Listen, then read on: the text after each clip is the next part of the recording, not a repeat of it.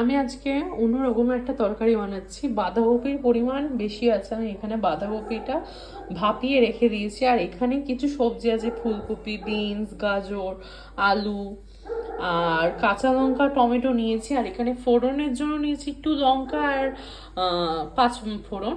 আমি এখন দেখাবো কি করে করছি। আমি একটুখানি সামান্য পরিমাণ, সামান্য একটু তেল দিয়ে দেবো। এতটা সবজি ওইটুকুনি তেলেই করবো, কারণ আমরা রিচ প্রচন্ড খাই, তার জন্য সবজিটা করলে আমরা একটু কম তেলেই করার চেষ্টা করি। আমি একটু কম তেলেই করার চেষ্টা করি। এই তেলটা গরম হয়ে গেলে ভালো করে এই ফোড়নটা তেলের মধ্যে দিয়ে দেব। দেওয়ার পরে এই সবজিগুলো আমি ছাড়বো নুন দিয়ে।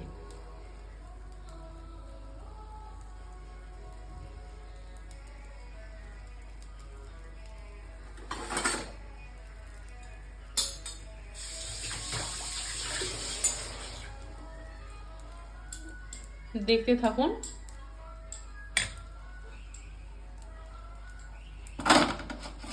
আমি এখন তেল ভালোভাবে গরম হয়ে গেছে, আমি এখন ফোড়নটা দিয়ে দেবো। ফোড়নটা আমি দিয়ে দিয়েছি। ফোড়নটা কয়েকটা সেকেন্ড লাল হয়ে গেছে, ব্যাস। এবার আমি সবজিগুলো দিয়ে দেবো কিছু কিছু করে।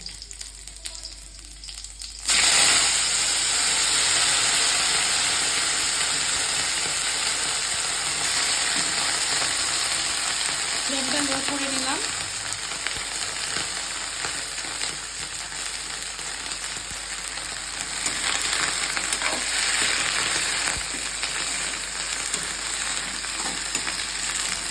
গোটা গোটা লঙ্কা, আমাদের ঝালটা কম খাই, আমি গোটা গোটা লঙ্কা দিয়েছি কারণ আমি যাতে বেছে নিয়ে নিতে পারি। আমি একটু ঝাল খাই, কিন্তু আমাদের ঘরে আমার হাজব্যান্ড আর আমার বাচ্চা একদমই ঝাল খেতে পারে না, তার জন্য আমি ওদের জন্য ঝালটাও কম দিই।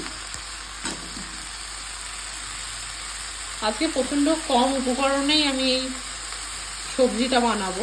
বাঁধাকপিটা বেশি পরিমাণে রয়েছে যদিও, তবুও বাঁধাকপির সাথে এই সবজিগুলো খাওয়া হয়ে যাবে কিছুটা কিছুটা। এই সবজিটা আজকে পুরোটাই আমার হাজবেন্ড কেটে দিয়েছে।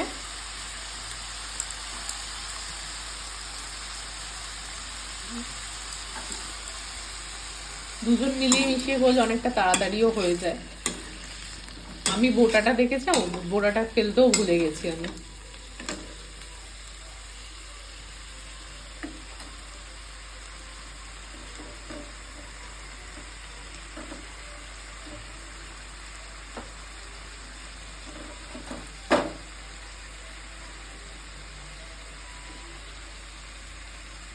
স্লিপ করছে বোটাটা, কারণ তেল লেগে গেছে, গরমও হয়ে গেছে। এইটুকুনি টাইমের মধ্যে দিয়ে দিলাম। আর কোনো লঙ্কা আছে বলে, এই যে এইটারও আমি বোটা ছাড়াতে ভুলে গেছি, এটা এখন বোটাটা ছাড়িয়ে নেব।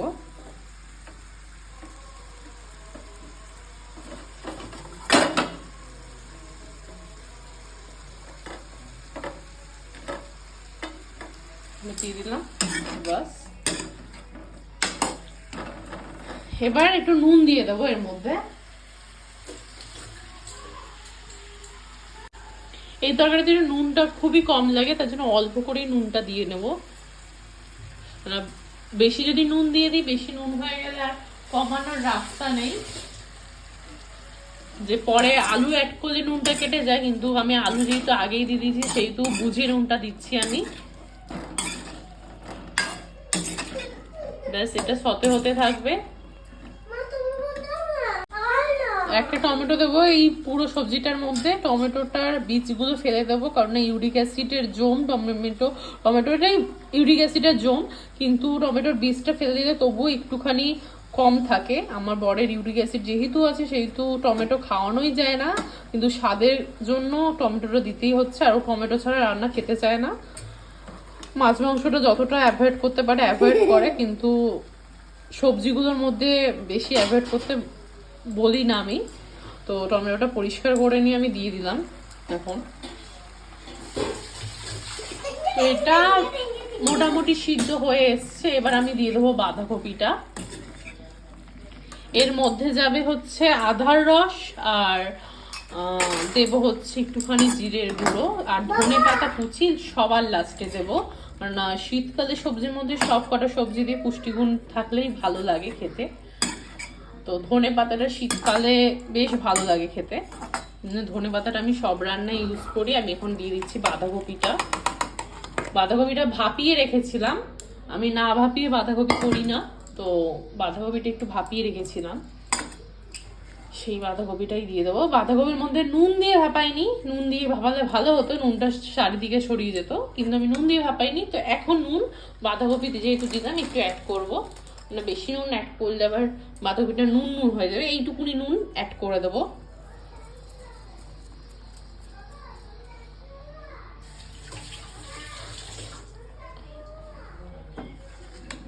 এরপরেই দেবো সামান্য পরিমাণে হলুদ,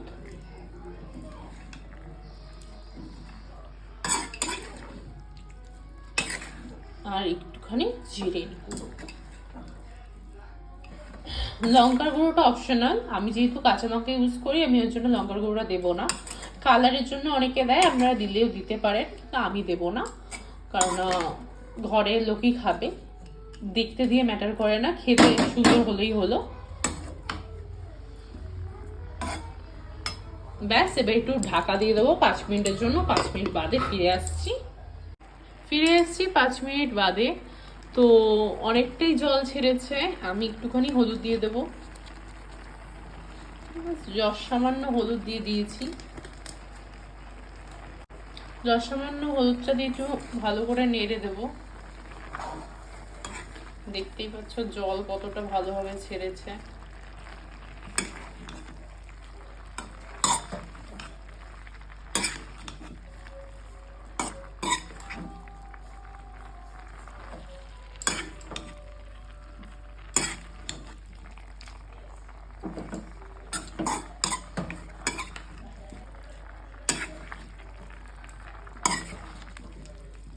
আমার বর সবজি কুচিয়েছে, আদামড়া দামড়া যেরকম ভাবে পেরেছে সবজি কুচিয়ে দিয়েছে, সেটাকে আবার সিদ্ধ বসিয়ে দিয়েছিল, ওর জন্য আমার বাঁধাকপিটা কিছু করার সময় হয়নি, আর পারিও নি করতে।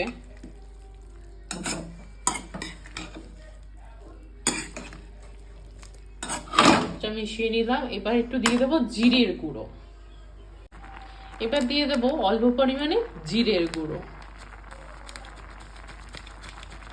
এটাও বেশি দেওয়ার দরকার নেই। এই রান্নার উপকরণ এই দুটো তিনটেই মশলা, বেশি মশলা পড়ে না। ধনের গুঁড়োটা দেওয়া যায়, কিন্তু ধনের গুঁড়োটা দেবো না, কারণ একটাই ধনে পাতা পড়বে এই রান্নাটায়, তার জন্য ধনের গুঁড়ো দেওয়া যাবে না। এই রান্নাটায় যাবে আর একটু আদার রস, আদার রসটা আমি একটুখানি ভালো করে বের করে নেবো, একটুখানি থেতলে নিয়েছি, তারপর আদাটাকে ভালো করে চিপড়ে নেব।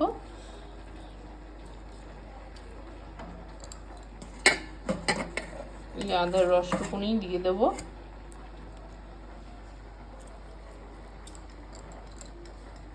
আপনারা আদা বাটাও দিতে পারেন, আমি রসটাই ভালো লাগে তার জন্য রসটা দিই।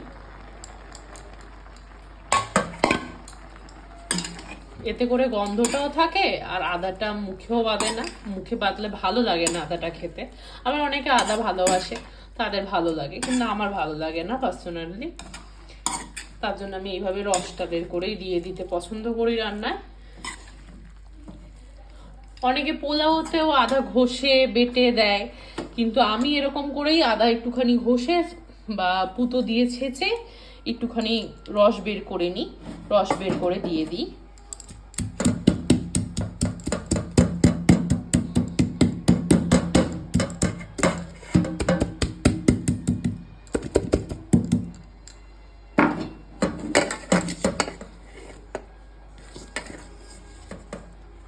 ঝোল করে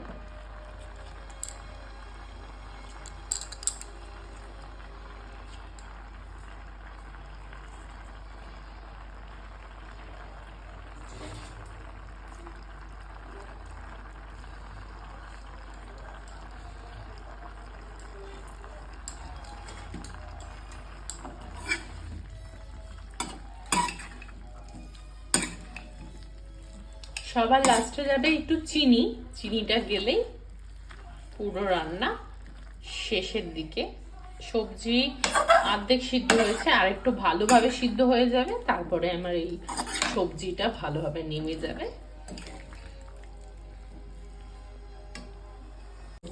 10 মিনিট বাদে ফিরে চলে এসেছি।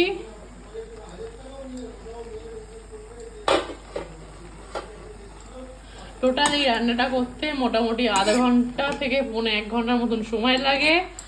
এর মধ্যে এই রান্নাটা হয়ে যায়।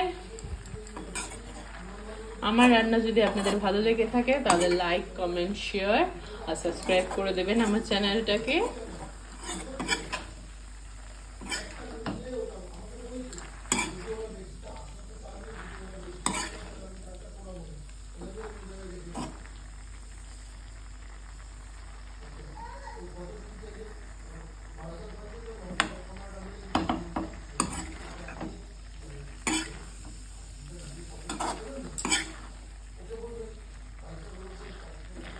হয়ে গেছে, আর 5 মিনিট ঢেকে রান্না করে নেবো, আর লাস্টে ধনেপাতা দিয়ে দেবো।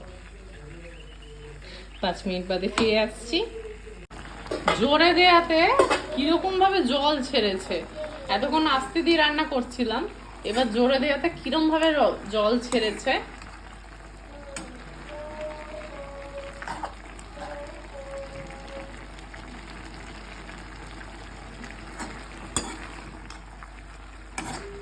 আরে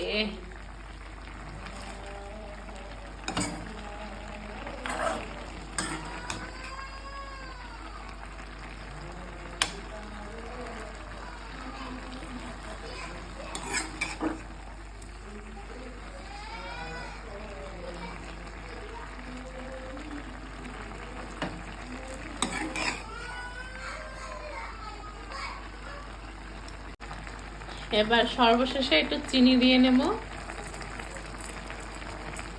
স্বাদ অনুযায়ী চিনি দেবে। আমাদের টেস্ট অনুযায়ী আমরা চিনিটা দিই, আপনাদের স্বাদ অনুযায়ী আপনারা চিনি দেবেন। চিনিটা অপশনাল, দিলেও চলে, না দিলেও চলে।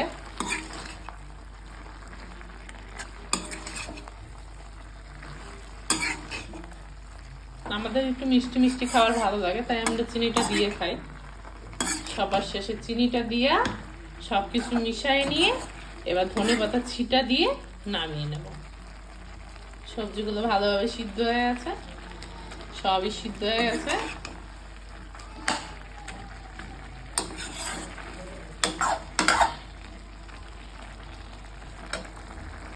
সবার লাস্টে 1 মুঠো ধনেপাতা দিয়ে দেবো। আমি কুচায় নাই, এমনি ধনেপাতা দিয়ে দিচ্ছি।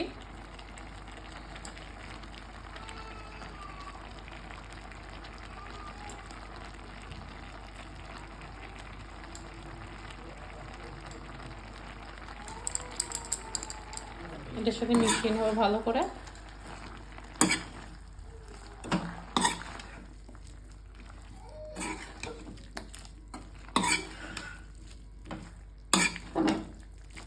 ব্যাস কমপ্লিট। এবার আমরা এটাকে সার্ভ করে দেবো। কমপ্লিট, শুকিয়ে গেছে মোটামুটি।